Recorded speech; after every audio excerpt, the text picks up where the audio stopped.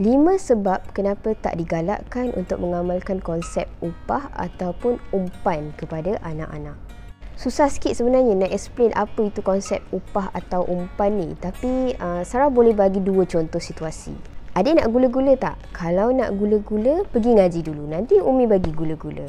Adik, pergi school dulu. Kalau adik janji dengan Umi nak pergi school, Umi akan bawa adik pergi naik basikal petang ni. Kita main dekat luar nak.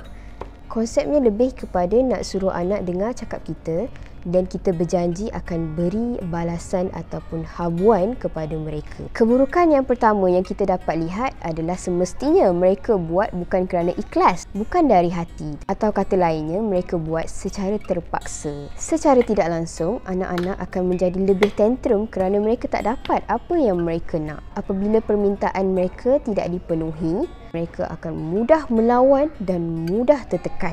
Keburukan yang nombor 2 sangat related dengan yang nombor 3. Konsep upah ini, anak-anak akan mula tidak respect dengan kita. Malah, mereka akan mula pijak kepala pengatur mereka. Sekiranya konsep upah ini sudah menjadi sebati ke dalam diri anak-anak, buat apa-apa semua nak kena hadiah, lama-kelamaan mungkin kita terpaksa menabur janji yang kita sendiri tak dapat penuhi dan seterusnya menyusahkan diri kita sendiri sebagai pengatur. Satu hari mungkin kita terpaksa berdepan dengan satu situasi bila mana anak sudah menganggap diri kita adalah seorang penipu, mana setiap janji yang kita taburkan kita tidak dapat tepati.